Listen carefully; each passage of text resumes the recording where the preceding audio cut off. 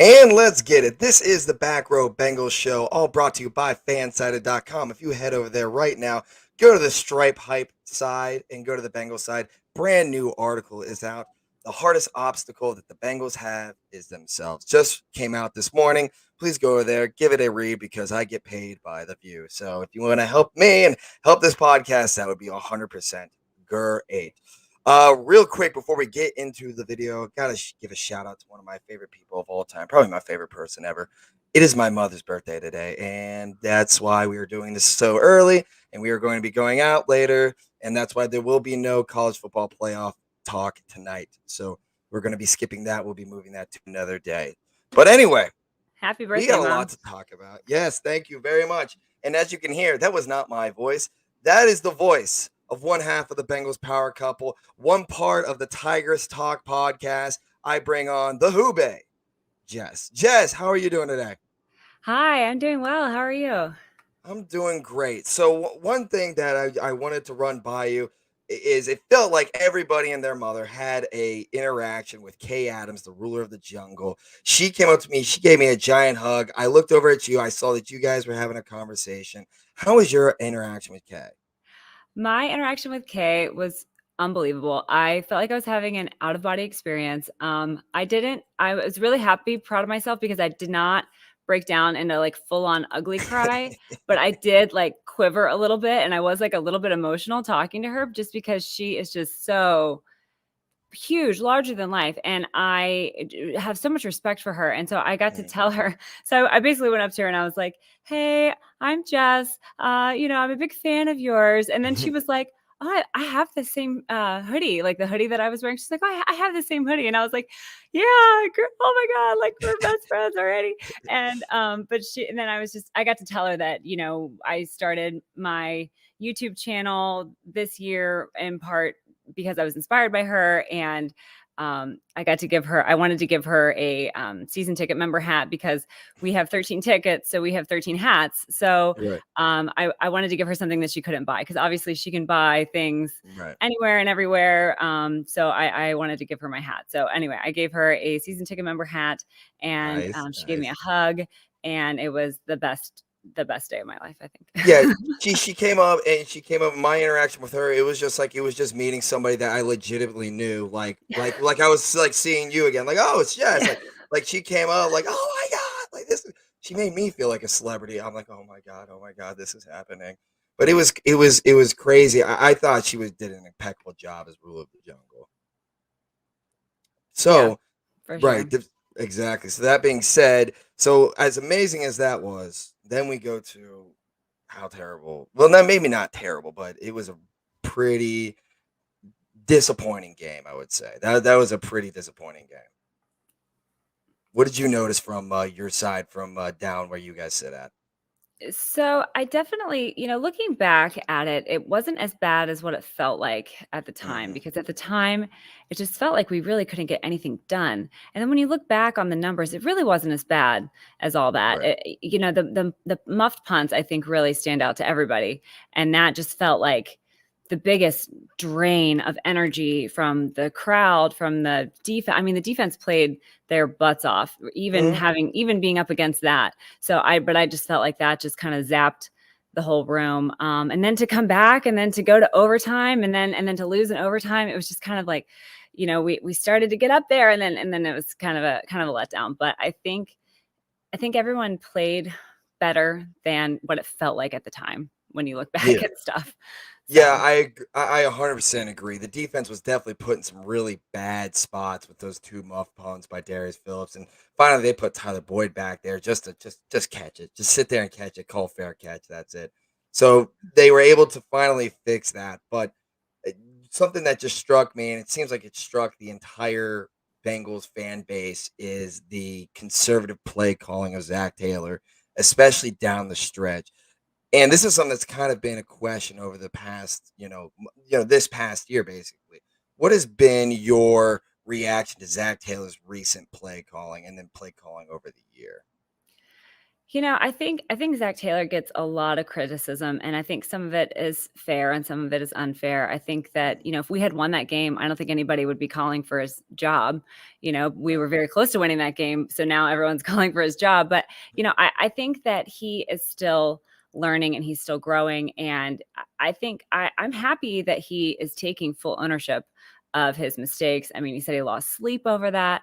I just Mhm. really feel like he's not making this exact same mistakes over and over and over again, despite what people I think are saying. Mhm. He's learning and moving on and then making other mistakes. And then we learn from those. And then it's like, I don't know. I think it's been a big year for learning for him. And I was Mhm. talking to somebody earlier today, and, Joe Mixon only played 6 games last year. So Right. even Joe Mixon for this offense that we have right now is relatively new. So I feel like even the run game, the pass game, all of it is still gelling, and it still takes time. And, especially with the line, gosh, the line was kind of a sore spot, Yeah. I thought, on Sunday. So I think that was probably the worst that they had played. And I know the injuries don't help, but it's I think despite all of that, Joe Burrow had a pretty good game. So it's Oh just, yeah.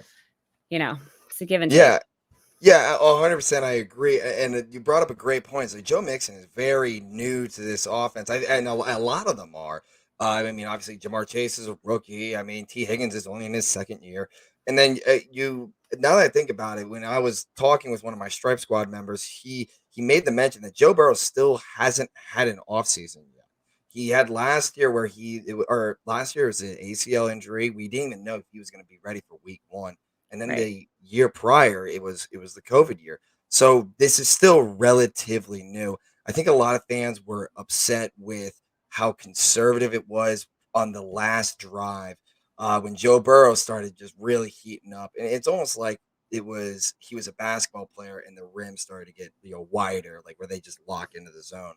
Mamba mentality, as it may, but do you think if instead of running the ball twice on our last possession, our last series, excuse me, do you think if Zach Taylor just let Joe throw the ball, do you think we win that game?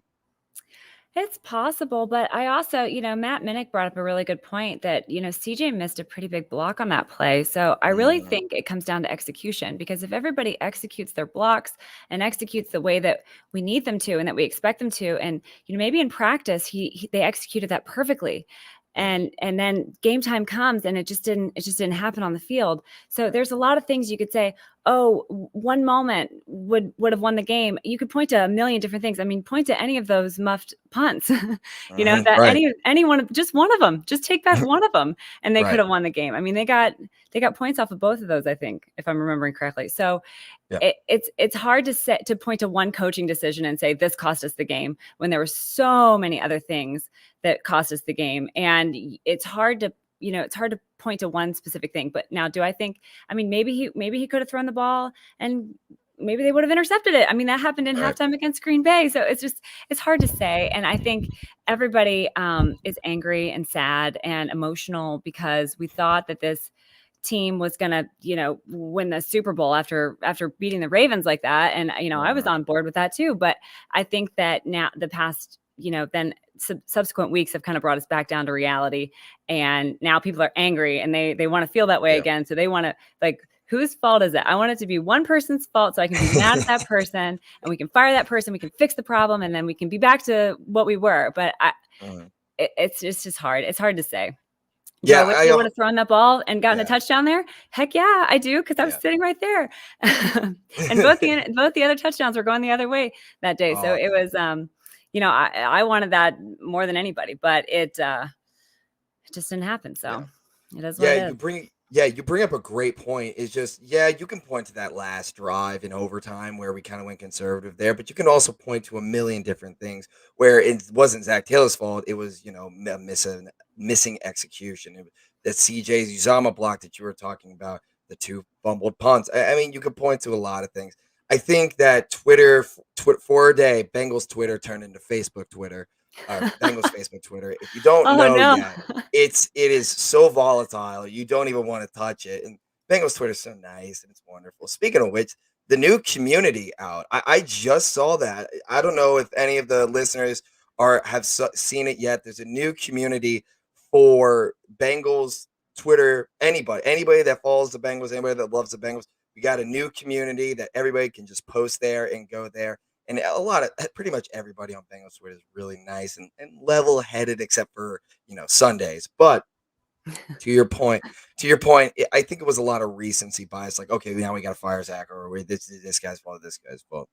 So I kind of want to stay on Zach Taylor here for a second. This year, obviously, he has done a far better job than he has ever done so far in the past 2 years, I would say. He has done.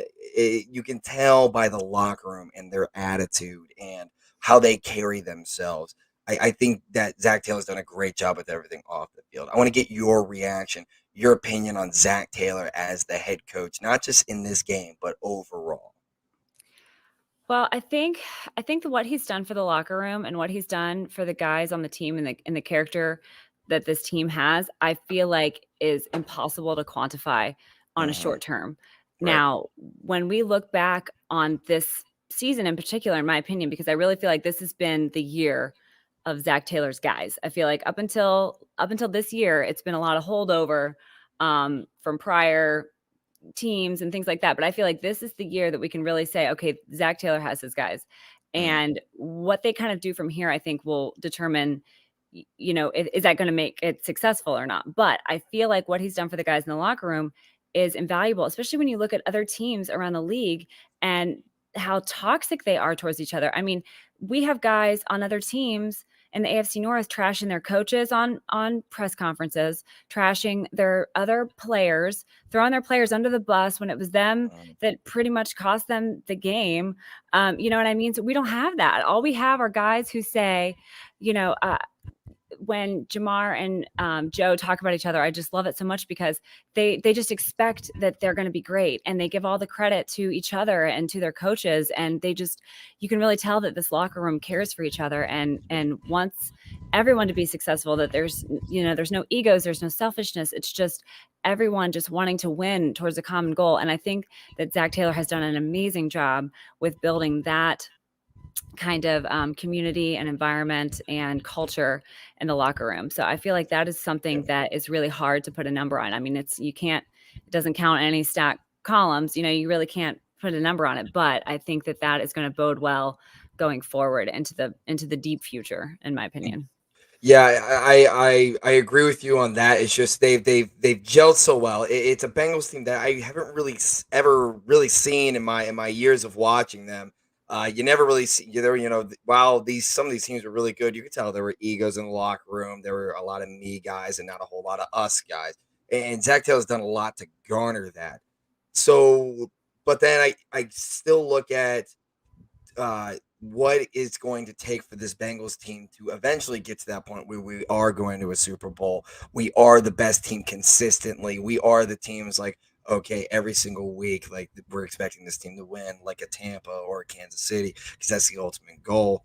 Personally, I don't think we can get there if Zach Taylor is the play caller.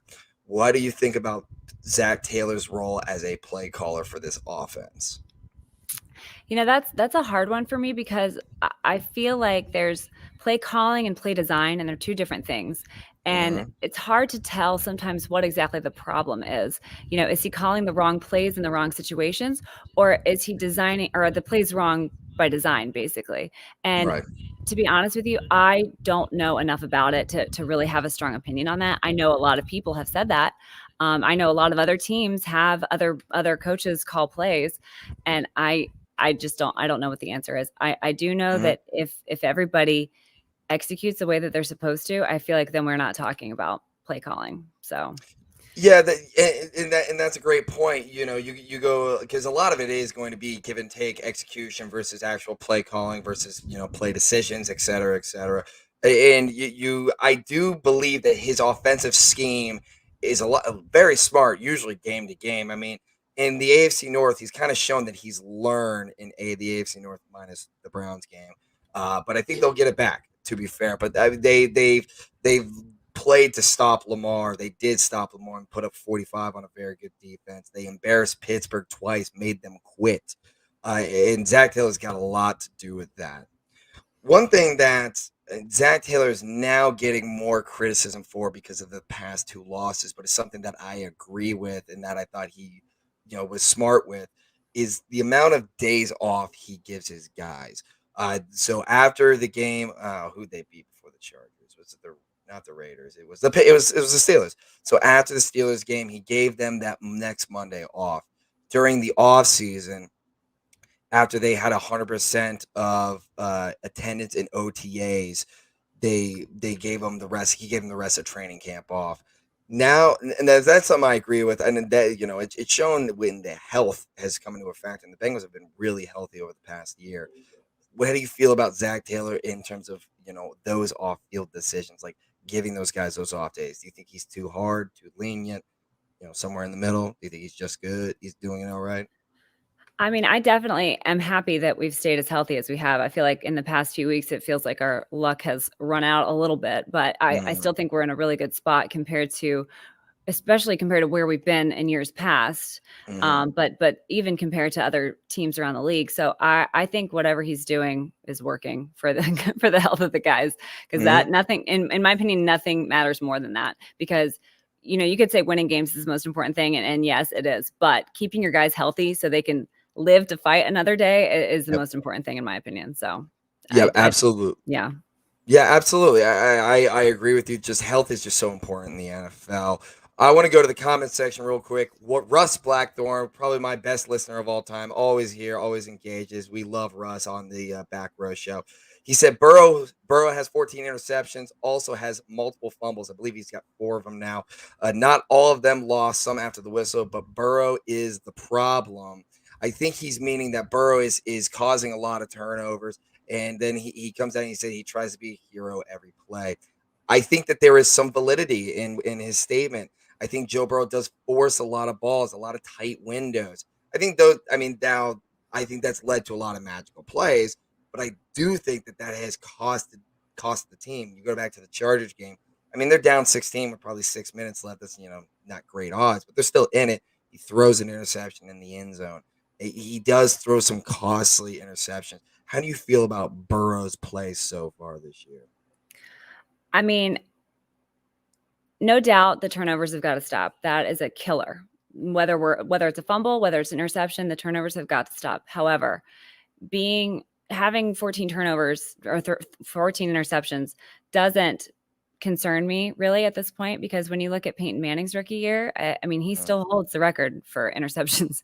And right. so I really feel like he's throwing the ball. He's confident. Maybe he's making wrong decisions sometimes, but I would much rather him make those decisions and be wrong and deal and then learn from that than to not throw the ball at all. And Mm, it's such a give and take in the NFL because yesterday or Sunday, I'm talking like it's Monday, Sunday, Joe Burrow had a great game and the offensive line had a terrible game and he didn't yep. throw any interceptions on Sunday. So I really feel like it's going to get better. And and PFF has him graded as the number 2 quarterback right now. So, Mm, I mean, yeah. Tom Brady's number 1, Joe Burrow's number 2, according to Yeah. PFF. So, I Yeah. think it's hard to say, don't throw the ball. Right, So, exactly. Right, exactly. And you mentioned it. Peyton Manning also has. I mean, he has his interception record when during his rookie year. Obviously, Peyton Manning now one of the greatest quarterbacks of all time. I do think Joe Burrow could be one of the greatest quarterbacks of all time. Just he has that swagger about him. And you're kind of mentioning it long term wise, and I agree with you. I think long term he'll learn from that. And then yeah, and against the 49ers, wow, I mean he's running all over the place and he threw no interceptions, and he was really finding his receivers. I think also on top of that, again, it's just he takes those chances. That's why he is Joe Burrow. That's why he is BDJB. That's why we call him that, is because he takes those chances, and he's good at taking the chance too. It just sometimes it comes back and it bites him in the ass. So now let's talk about just season long. I want to talk about the defense here. I think nobody has seen more improvement in who they are than I would say Lou Anarumo. I think Lou Anarumo is having a great year. He's somebody that I wanted to see gone at the beginning of the year. I will full on put my hand up. I would say he is 100% not the problem at all. How would you judge how good this defense has played over this year? Yeah, gosh, I can't say enough good things about this defense. I mean, unfortunately, on Sunday, they gave up a lot of big plays. They were put in some bad situations, and Yeah. George Kittle is obviously a freak, future Hall of Mhm. Famer. So they tried multiple ways to stop George Kittle, and they just couldn't. So Mhm. but that aside, I feel like they are having a really great year, and I can't say enough good things about Lou Anarumo. And just I feel like a lot of things about the defense has improved this year, and maybe it's the Mhm. free agent signings, maybe it's Lou having his guys in there and them all trusting each other. But I just feel like the tackling's better outside of the Jets game, which was a weird one-off thing. Strange. Um, Very strange. I'm going to erase that from my memory. But Yeah. other than the Yeah. I Jets agree. game, I feel like the tackling has been so much better this Mhm. year. I mean, night and day difference. I really love Trey Hendrickson. I really love Oh, yeah. Cheeto. I just really love the guys that we have in the room right now. I think are the right guys, and I'm just Yeah. really excited for them and really excited to kind of see how this develops and how they improve because I don't think anyone expected them to be this good this year. Mhm. So I Right. feel like the sky's the limit right now for our defense. Right.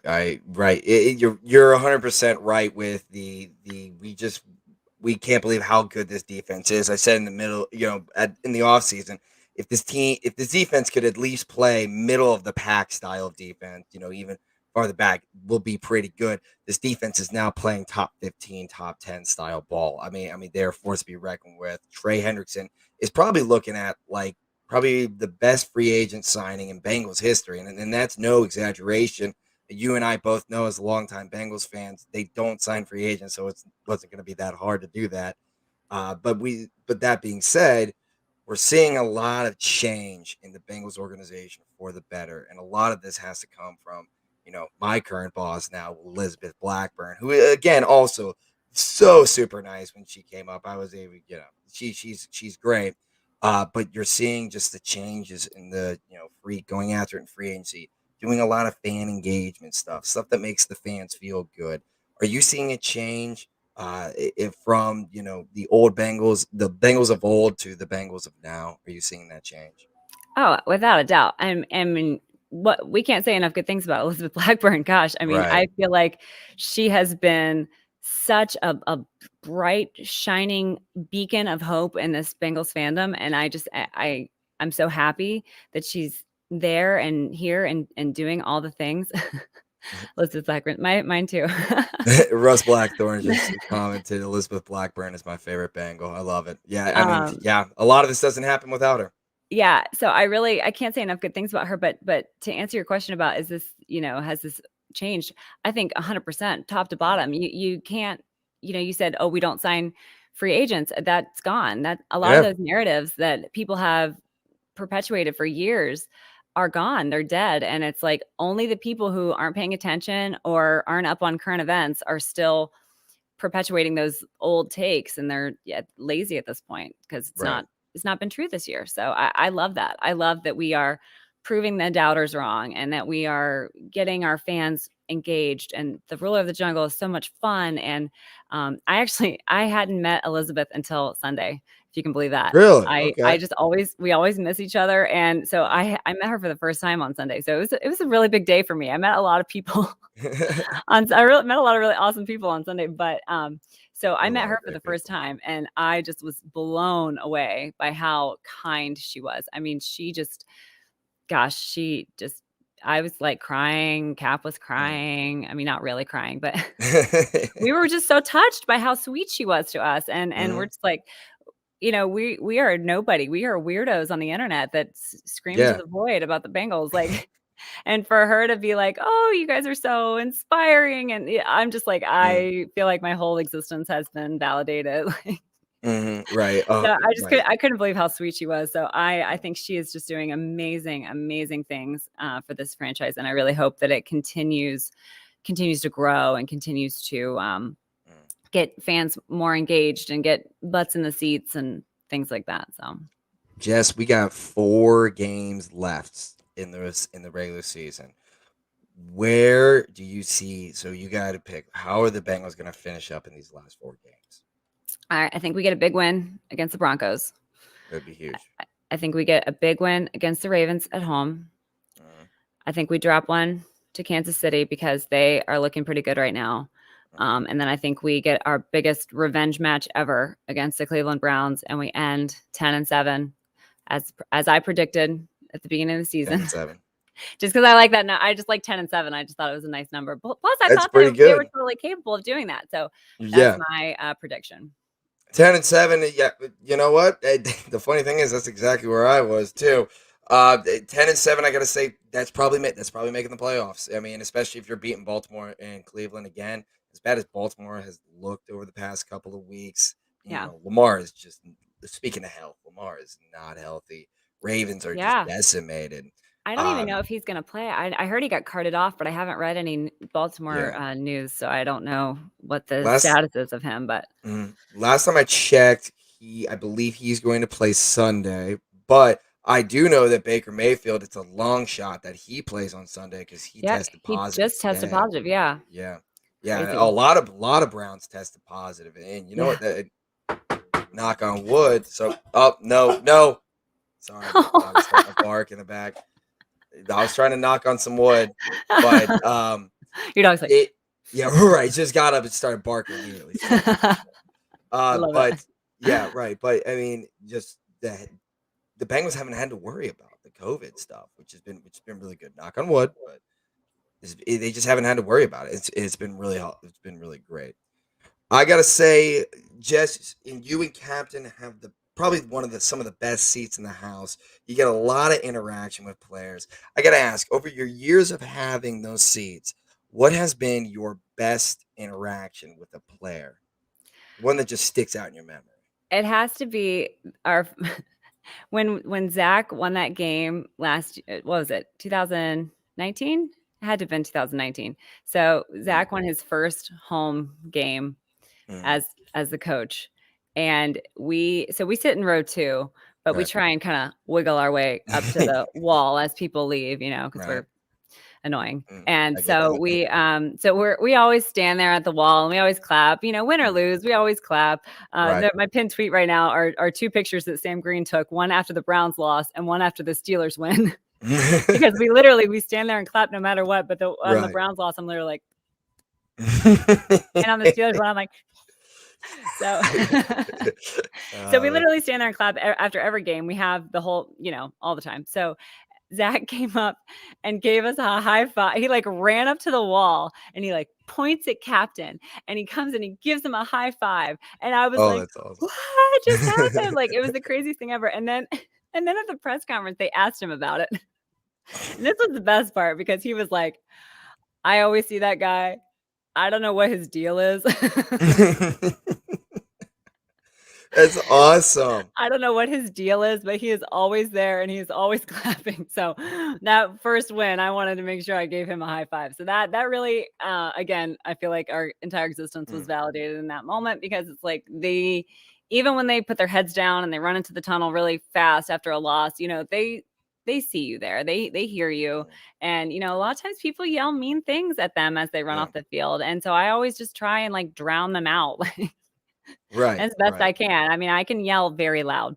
Mm. So I just really try to drown them out as best I can. People yelling, "You suck," and blah blah blah. Right. I don't know. I really feel like win or lose, these guys are doing a job. They are doing it to the best of their ability. No one wants to win more than them, Mm, and the least we can do as fans is support them and be right. a fan.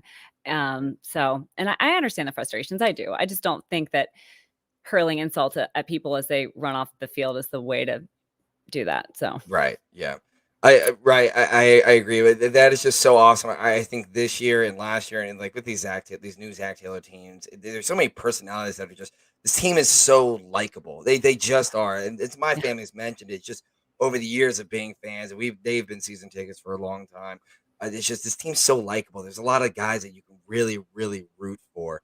And it's just it's made for a great season and a season that I would say has come a year early though because we thought this would mainly yeah, probably come next year.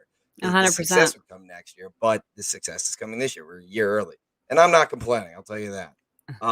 So well, one more thing I kind of want to bring in, and it's just something I've noticed, and I think it's awesome.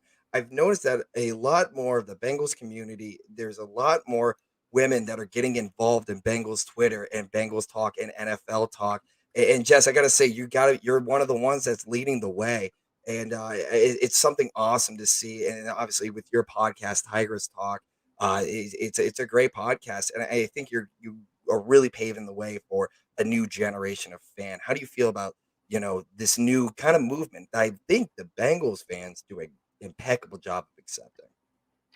Thank you so much for saying that. I certainly can't take credit for any of it. But I feel like I You should draw take strength. some. No, you should take a little bit of credit. You take a little Well, bit of credit. I feel like I draw strength from the strong women in the Bengals organization. So, Mhm. obviously we got Elizabeth this year, so she's fabulous. But we've had Emily, we've had Marissa, I mean, Katie Blackburn is the Yeah. only female, the first and only female on the competition committee, for crying out loud. So I feel like Crazy. that all starts at the top. It starts at the Mhm. top of the Bengals organization, and it's trickled down to the fans. And I feel like having Tigers Talk and giving women like a voice Mhm. in the fandom has empowered them. And I feel like they were always there, but now they're coming out and they're saying, I can be a fan too. It's okay. I don't have to, answer all your trivia questions correctly in order for you to accept me as a fan. And Mhm. I can know just as much about the team and understand just as much about football as a woman. And I feel like that's really, really awesome. And I love it. I love to see it. And when I was tailgating before the game, I met a couple of people who came up to me and they were just really excited about the show. And that to me is everything, because I just really want to give a voice to the Mhm. women in the Yeah. fandom, because there's a lot of really awesome ones. So Yeah, absolutely. It's been incredible. I think a lot of it. I mean, I'll throw obviously Elizabeth Blackburn, Katie Blackburn, just having them there has been incredible. And then also on top of that, they're succeeding. Like they're getting the job done, and it just shows that like it doesn't matter what you're born with or what you identify as. Football's football, and football's for everybody. I'm in my school's teaching, and I got girls coming up to me and like asking me about the Bengals, and it was like I didn't think a middle school girl even cared about football, and well, but you know like what, it's so great to see this. middle school is when I started to really love football. So Perfect, I can right see there it, you go. because It's middle school, awesome. yeah, I feel like that's when you learn about sports, as like Mm, you learn the rules really. And I mean, when you're a little kid, you're just watching people run into each other, I feel like, for right. most little kids. Mhm, But once you get to like middle school age, like older elementary school, middle school age, I feel like that's when you really start to take notice and your interests really kind of start to take shape. And so mhm, that, honestly, that is when I really started to love football, was in middle yeah. school. So It's just something so great to see, and then especially on Stripe Squad, I do, I see more women there, I see more families there, I see a bigger generation of fandom, and I love that. Jess, so we talked a little bit about Tigers Talk. I want you to talk about plug anything that you got. What do you have on your plate? What do you do? What's going on in your life? well, so yeah, Tigers Talk. We are actually going live at 8 tonight. So I'd love it if you guys could eat some dinner and then come back and hang out with us at 8 o'clock.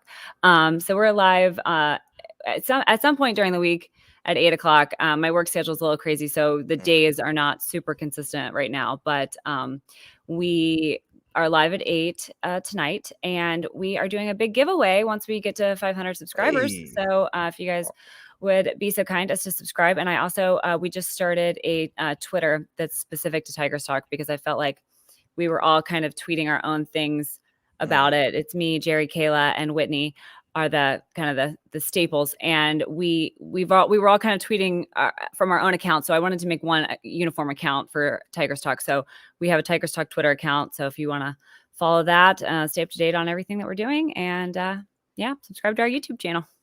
Jess, I want to thank you so much for coming on. This has been an absolute blast. And actually, this has not been your first time on the podcast, but it's your Nope, first time by yourself here. So it is. it's absolute blast. It's great I've to hear graduated from to my own person. Yeah, there we go. That's what I'm talking about.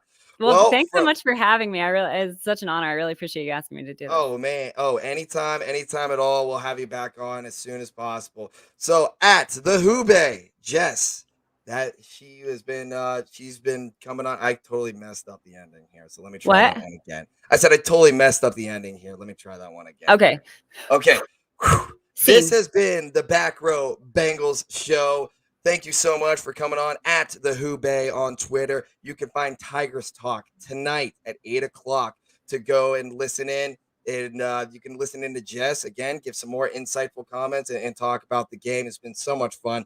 If you want to read some more about the Bengals, please head on over to fansided.com. Head on over to stripehype.com. New article out of how the Bengals are their biggest obstacle is themselves. Written by your boy here. I get paid by the view, so please go look at it. You don't even have to read it. Just get in there, roll down, and that's it. We are not going to be doing college football talk tonight because, again, it is my mother's birthday, and we are going to be taking her out tonight. Got her some nice gifts, and I'll share her Twitter name so everybody in the Bengals community can go out and go give her a nice big old happy birthday. She's a huge Bengals fan. But for everybody here, I want to thank you all so much for listening. I will catch you on Thursday, which is tomorrow, to preview the game against the dreaded Denver Broncos. Bye, everybody. See ya. Peace. Who Bae.